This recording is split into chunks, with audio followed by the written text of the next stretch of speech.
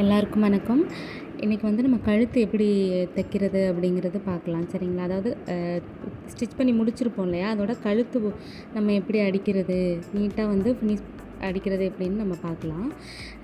நம்ம தைச்ச ப்ளவுஸ் இருக்கும் இல்லையா, அதிலே பீஸ் இருக்கும்ல, அதில் வந்து ஒவ்வொரு இன்ச்சு கிராஸ் பீஸ் தான் நம்ம கட் பண்ணிக்கிறோம், சரிங்களா? அதுதான் வந்து வளைச்சி நம்ம அடிக்கும் பொழுது அந்த நெக்குக்கிட்டலாம் நான் வந்து நீட்டாக இருக்கும். அதனால் வந்து கிராஸ் பீஸ் 1 இன்ச் எடுத்துகிட்டு நீட்டாக கட் பண்ணிவிட்டு அதோட எண்டெல்லாம் நல்லா ஜாயின் பண்ணிக்கணும். ஜாயின் பண்ணிவிட்டு ஃபஸ்ட்டு வந்து சிங்கிள் பீஸாகவே, அதாவது அதை மடிக்க வேண்டாம், எதுவுமே பண்ண வேண்டாம், அப்படியே வச்சு அப்படியே ஒரு ஓட்டு மட்டும் அதில் நம்ம ஓட்டிக்கிறணும்.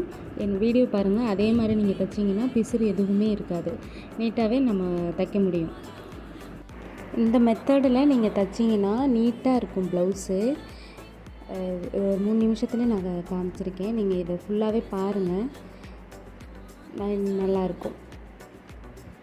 அதுக்கப்புறம் அந்த இன்னொரு பீஸை அப்படியே உள்ளே விட்டுட்டு நம்ம பைப்பிங்க்கு அடிப்போம்ல, அது மாதிரி வந்து ஃபுல்லாக அந்த பால் மாதிரி நம்ம போட்டு அடிக்காமல் அந்த பார்டருக்கெலாம் நம்ம அடிப்போம்ல, அதே மாதிரி லைட்டாக மட்டும் மடித்து விட்டுட்டு அந்த நம்ம மடித்து விடுறோம் பாருங்கள், அந்த இதுவும் வந்து கீழே அடிப்படணும்.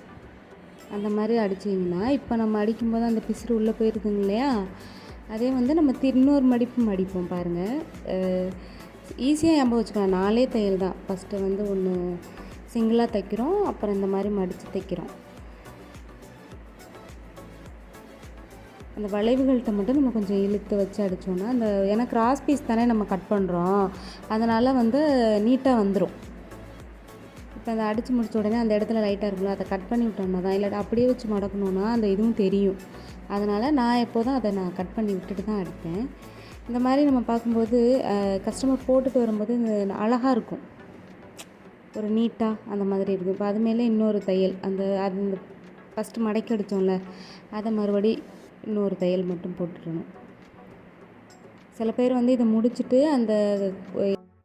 அதை வந்து எம்மிங் மாதிரி பண்ணுவாங்க, அந்த பைப்பிங் மாதிரி நம்ம அடித்தோம் இல்லையா, அதை வந்து ஒரு மடக்கி விட்டுட்டு அவங்க வந்து எம்மிங் மாதிரி பண்ணுவாங்க.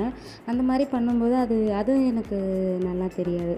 அதனால் இந்த மாதிரி நம்ம தைச்சோன்னா, இந்த மெத்தடில் நீங்கள் ஸ்டிச் பண்ணி பார்த்தீங்கன்னா அகெயின் நீங்கள் எல்லாமே வந்து இதே மாதிரி தான் தைப்பீங்க, நீட்டாக இருக்கும். மறுபடியும் ஒரு தையல் போட்டுட்டு அழகாக ஃபினிஷ் பண்ணிட வேண்டியது. அந்த கழுத்துக்கிட்ட அடிக்கும்போது மட்டும் அப்படியே நல்லா வளைச்சி கொடுத்து அடிச்சிங்கன்னா அழகாக இருக்கும். பாருங்கள், நான் கடைசியாக காட்டியிருப்பேன் எவ்வளோ நீட்டாக வந்திருக்குன்ட்டு. பார்த்தீங்களா, நீட்டாக இருக்கும், எந்த பிசுறு எதுவுமே தெரியாது. ப்ளவுஸ் பார்க்குறதுக்கும் ஒரு சூப்பரான ஃபினிஷிங்கில் இருக்கும். லைக் பண்ணுங்கள், ஷேர் பண்ணுங்கள், சப்ஸ்கிரைப் பண்ணுங்கள். தேங்க்யூ.